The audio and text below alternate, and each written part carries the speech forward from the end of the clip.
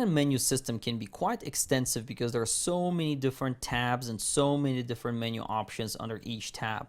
So let's go ahead and walk through each one of these, and I will show you what I personally set each menu item to. So the first option we have here is image quality, and it's probably one of the most important menu options because this is where you set your image quality parameters from. You can choose between large or full resolution JPEG, as you can see here, or I can go with the same resolution but lower quality JPEG, which increases the number of images that I can store in my memory card. Then I have the option to go medium size at 8 megapixels, then 4.5 megapixels, and then small is 2.5 megapixels. Now there's really no reason to shoot at lower image quality unless you know exactly what you're doing. My personal preference is to shoot RAW, which is what I do on my every camera that I use. So in this case, I'm just going to go ahead and select RAW. But if you're a JPEG shooter, my recommendation would be to at least shoot RAW plus JPEG. So I'm gonna go ahead and select RAW. Next, we've got beep. Now this one is really annoying because every time when you half press the shutter release, the camera will beep. So I turn this off by default. Next, we've got the drive self-timer option, and here you have different drive modes you can toggle through. The first option is single shooting, and that's a default. It allows you to only fire one shot when you hold that shutter release, whereas the continue shooting allows you to shoot multiple frames. Say if you're photographing action and you want your camera to shoot continuously, this is where you do this from. Then you've got single silent shooting, silent continue shooting, and these are basically the copies of these two options, except the mirror mechanism goes up and down a little bit slower, which causes the camera to produce less noise. And then you have different self-timer options. By default, I'll just go with a single shooting. Release shutter without card. This is an important menu item for me personally because I would hate to go out and take pictures only to realize later that I didn't have a memory card inserted. So by default it's turned on, which allows me to fire without a card inserted, and I'm going to go ahead and disable that. Next, we've got the image review. This is for after you take a shot, the camera will by default display an image for 2 seconds before it disappears again. And I usually have this turned off. And the reason why I do that, first, I want to preserve the battery life. And second, I do not want to be chimping as I photograph my subject. I would rather stay concentrated on what I'm doing and not review images. And when I want to review images, there is the playback button that I can press on the camera anytime. But if you want to review images, then you can set these different options, including the hold option, which displays the image indefinitely. Next, we've got the lens aberration correction. Now, this option only works for JPEG images. So I personally go ahead and turn both of these off. And by default, as you can see, chromatic aberration is already turned off. But if you photograph JPEG, then you might want to turn these on. For me, I shoot RAW, so it doesn't really matter. The red eye reduction option is disabled by default, and for a good reason, because it doesn't really work well, plus it requires that you use the built-in flash, which is something I practically never use anyway. Next, we've got shooting 2 tab, and the first menu item here is exposure compensation / auto exposure bracketing. Now from here I can set my exposure compensation, and as you can see I can go from -5 to +5, or if I rotate the top dial, it allows me to choose between the different bracketing options in 0.3 increments. I'm going to go ahead and set it to 0 for now. Next, there's flash control. Now, I'm not going to go through the different menu options because there are so many, but basically from here you can control the behavior of the built-in flash or even the external flash units. I'm going to go ahead and disable flash because I normally don't use flash on lower end cameras due to the fact that the built-in flash is really weak. ISO auto is the setting from which you can control how far the camera can push ISO, and in this case by default it's set to 6400, which is a bit outside my personal comfort zone in terms of noise, so I usually stay at around 1600 to 3200. I'm going to go ahead and set it to 3200. Next, we've got auto lighting optimizer, and this one only impacts JPEG images, so it has no effect whatsoever on RAW. I usually just turn it off. White balance is set to auto white balance by default, which works out great, but if you want to go ahead and set these manually, you've got the option to do that, and the last option here is to set custom white balance. I'm going to go ahead and select auto. And if you really want to tweak your white balance by shooting gray card, you can do this from the option custom white balance. You also have the option to shift your white balance manually or set different bracketing options for white balance. Now, I'm not sure why you would ever want to do white balance bracketing, but the option is there. Under shooting menu 3, the first option is color space, and you can toggle between sRGB and Adobe RGB. My recommendation would be just to stick with sRGB if you shoot JPEG or RAW and JPEG. But if you're a RAW shooter and you want to see more accurate histograms in the camera, then it's probably best to choose Adobe RGB just because it's a wider color gamut. I personally just choose Adobe RGB. Picture styles are different effects that get applied to your JPEG images. Now, if you're a RAW shooter like me, then it doesn't matter what you set this to. The only thing that will impact is the preview that you see on the back of the LCD when you take a shot. But other than that, it won't do anything. But if you're a JPEG shooter, then you might want to go through these and potentially even set different options like sharpness, contrast, saturation, and color tone. By pressing the info button, you can access those sub options. I'm going to go ahead and select standard. AF operation is for controlling autofocus behavior, and by default it's set to one shot, which means that if you have pressed the shutter release, once focus is confirmed, the camera will not refocus even if your subject moves. Now, the AI servo is for those situations when you need to actively track the subject and the subject is constantly moving. In those situations, then you are better off to shoot in AI servo mode. And AI focus is a combination of the two, which I personally just set by default simply because it's the more intelligent version of one shot and AI servo together. What it will do is if the subject is moving, then it will switch to AI servo automatically and track the subject movement. And if the subject is just standing still, or if you're photographing, say, landscapes, architecture, where nothing is moving, then the camera will switch to the one shot method of focusing.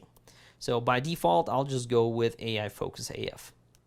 Now keep in mind that we covered the autofocus modes extensively in our videos, so my recommendation would be to go ahead and watch that section if you're not sure which mode to choose. Metering mode is where you set your metering, and the default is evaluative metering, which is what I use most of the time. But if you want to meter off your subject, maybe off a spot, or if you wanted to do something like center weighted average metering, you can do it all from here. Next, there's dust delete data. Now, if your sensor is dirty and there's some dust on it, then you can have the camera take a reference photo and try to map out dust automatically in images. My personal preference is not to use this option simply because it's always best to keep your sensor clean instead of trying to remove it through software. Long exposure noise reduction is turned off by default. Now, if you shoot RAW, this setting will certainly impact your images. If you photograph at very long shutter speeds, say 1 second and longer, then your image sensor will start heating up, and that produces noise. By turning noise reduction on, you can have your camera try to reduce that noise generated by that heat from your camera. And when that happens, just keep in mind that your exposure time will double. So if your exposure is about 15 seconds long, for example, then after your image is captured, the camera will fire again, and this time it will only do it to see how much noise is being generated, and then it will compare the two images and try to subtract noise from the first image. So if you do not want that, just turn it off. But if you are getting too much noise and you're shooting at very slow shutter speeds, then you might want to come back here and turn this on or set it to auto. High ISO speed noise reduction only impacts JPEG images, and since we're shooting RAW, I can just turn it off. But if you shoot JPEG and you want the camera to try to reduce noise at very high ISO speeds, then this is where you do this from. The next option might not be very critical to your photography because it only affects live view. Now, I personally use live view quite a bit and I keep it enabled, but if you want to disable the button on the back of the camera that triggers live view, you can do it from here. So things that I do from here, the AF method by default is set to face detection and tracking, which works okay, but you can choose these different options as well. The continuous AF is for continuously tracking subjects in live view mode. I would just disable that. Then things like touch shutter, I really don't care for, so I keep that disabled. Grid display is great for framing if you're doing something like landscape photography and you want to use a grid to be able to align your horizon, for example. Then you can choose between grid 1 and grid 2. I would just go with grid 1 because it's less cluttered. I would mess with the aspect ratio and keep it at 3:2. And a metering timer I would just keep at 16 seconds. Alright, we are at playback tab 1 and 2, and I personally don't use any of these options here because from here you can apply things like creative filters or resize your images or crop your images, and I do all this in post-processing, so I just skip this entire section completely. We're now in setup tab number 1, and from here the first option is to select the folder where you want to store your images. File numbering is set to continuous by default, and this is where you want to keep it. Basically, this controls how your images are numbered. If I set it to auto reset every time when I swap the memory card, then it will automatically reset and start from 0, which I do not want. And manual reset is manually resetting that file number sequence. So I'm just going to keep it at continuous. Now this next auto rotate option is very important for me personally because I really do not like the way that images are displayed by default. And as you can see, the first option that it's set to, and this is by default, is on, then there is a camera icon and a computer. What this means is the camera will automatically detect my orientation of the camera. So if I switch from horizontal to vertical or portrait orientation, then the camera will detect that and will not only save it into the image, and that's what that computer icon is, but it will also display the image that way. So right here I have a vertical image that I shot, and as you can see, there's so much dead space to the left and to the right side of the camera. Now on the LCD on the back of the camera is really small, and when the image is displayed this way, then it's really tiny. I can't really see any of the details. I would much rather have the second option turned on, which it will not rotate the image automatically when I play it back, but it will still save the orientation information into the image. So if I play back now, as you can see, it's displaying the image fully. And I just press play, and I would rather turn the camera and look at the image that way rather than have this tiny image with all that dead space.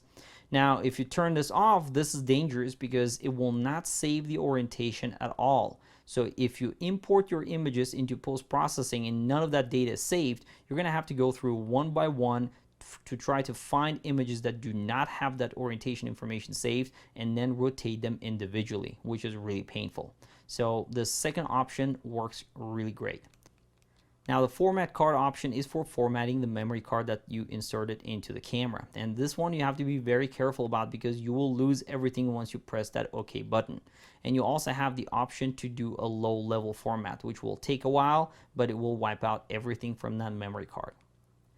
Next, we've got the Setup To tab, and here the first option is Auto Power Off. Now by default it's set to 30 seconds, which means that if I'm in the menu system and the camera is idle for longer than 30 seconds, then the menu will turn off. But I went ahead and disabled it for this video, so by default it's set to 30 seconds. Next, there's LCD brightness, and from here you can control the brightness of the LCD on the back of the camera. With the LCD auto off option, you can prevent the camera from turning off automatically. Right now it's set to enable, which is the default behavior, and I would keep it there because if you disable it and your LCD is turned on, it will eat up the battery very quickly. The date time zone is something that we set up in the very beginning, but if you want to change any of these, you can do it from here and set your time zone. Language is set to English, but as you can see, there are a bunch of other options to choose from. The video system I wouldn't bother with. This is set to default NTSC. If you're in the United States, you use NTSC, and if you're in Europe, you use PAL. Now we're in Setup tab 3, and the first option is to select your screen color. By default, it's black on white, but you can choose these different themes. I would personally just keep it at default. Let's go ahead and go through the screen that shows up when you first turn on the camera. Now there are multiple options here for me to go through. If I press the ISO button, it allows me to toggle between different ISO values that are available in this camera. As you can see, I can go from ISO 100 all the way to ISO 12,800. Also, if I press the Q button on the back of the camera, which is set button, it allows me to go through all these different options one by one. So if I wanted to adjust, for example, exposure compensation, as soon as I move there, it says adjust image brightness. I can press the button and set exposure compensation directly from here. By pressing the left and right buttons, I can navigate through each one of these. So if I wanted to change the picture style, for example, from standard to landscape, I could do that directly from here. Same with white balance, all the options here. And you can also control white balance shift directly from here, or the bracketing. You can also set auto lighting optimizer options from here, or your metering, or go through the focusing options. Also, the drive modes directly available from here, which is really neat. That way you don't have to go into the camera and set that. And lastly, we have the image size and quality, which I previously set to RAW.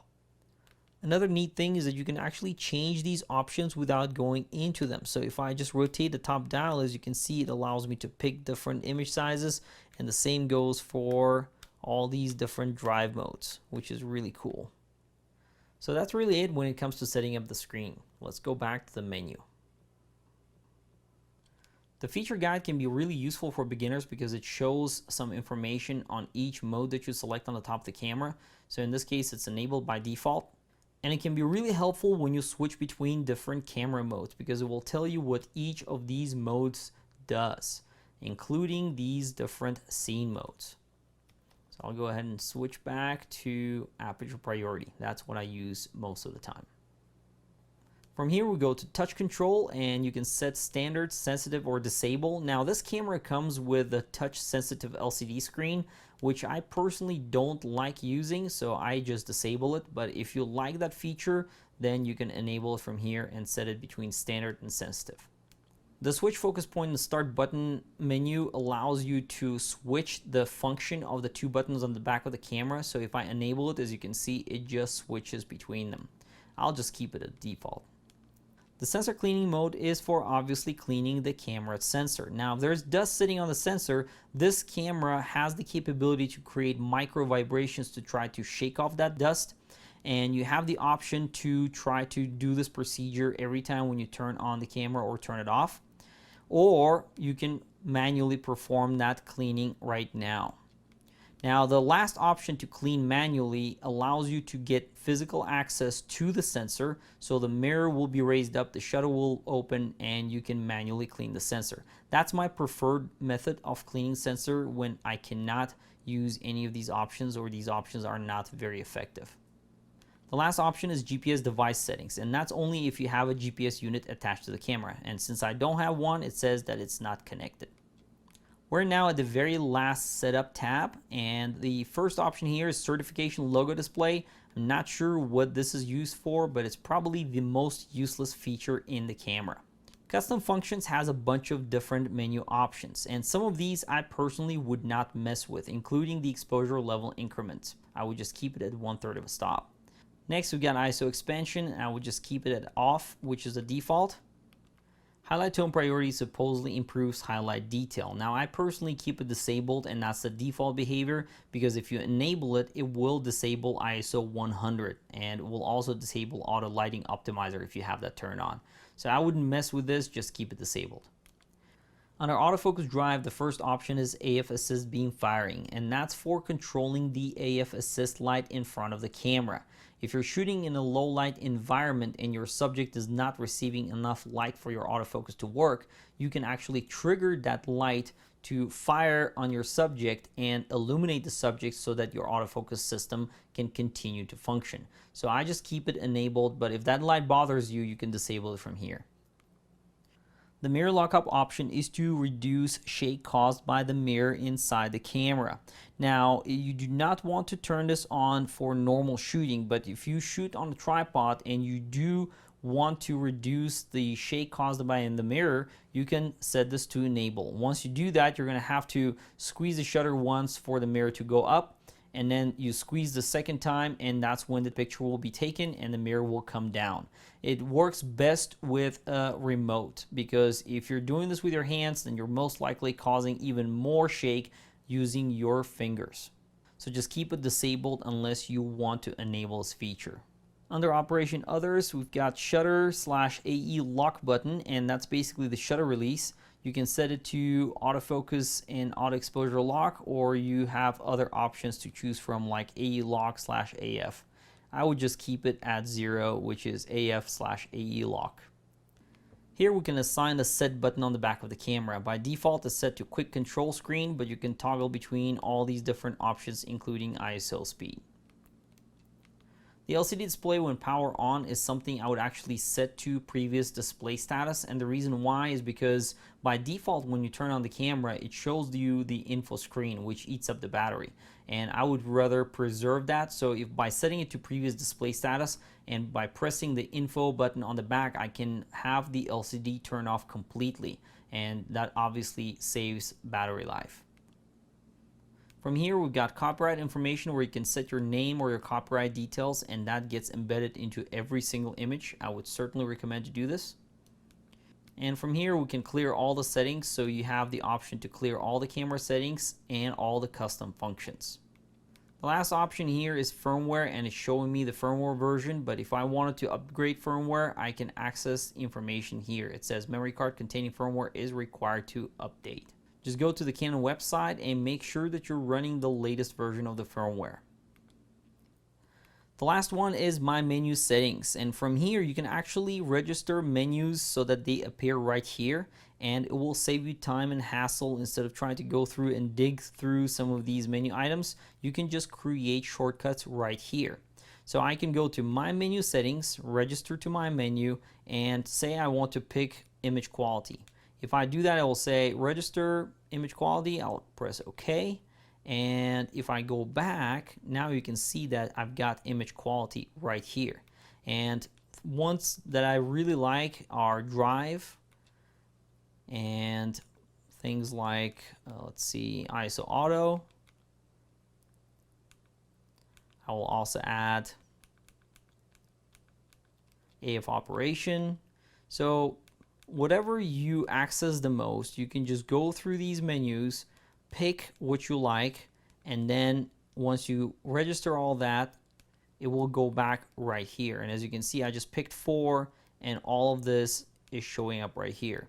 So from here, instead of going into the image quality menu here and then trying to find the drive self timer, all of that is going to be in one single place. So if I want to change my AF operation, I can just do it directly from this menu. Really, really neat. And from here, you can also do sorting. So I could say, no, I want image quality to go down, and you can just move it like this. And you can delete items. So if I said I wanted to not have the image quality because I always shoot in RAW and I do not want to mess with that, I'm just going to delete that. And from here, if I go back, now I've got only 3 options here. And you can delete all the items, or you can you have the option to display from my menu. Now what this one does is, if I have it enabled, when I press the menu button for the first time, it will by default go to this icon. So I just keep that enabled by default as well. Alright, so that's all there is to a basic Canon entry-level DSLR. Now, if you have a more advanced camera or perhaps a different model Canon DSLR, you might have different options in the menu. I would encourage you to read the camera manual and go through the items that you're not familiar with so that you're not losing on anything. Thank you for your time.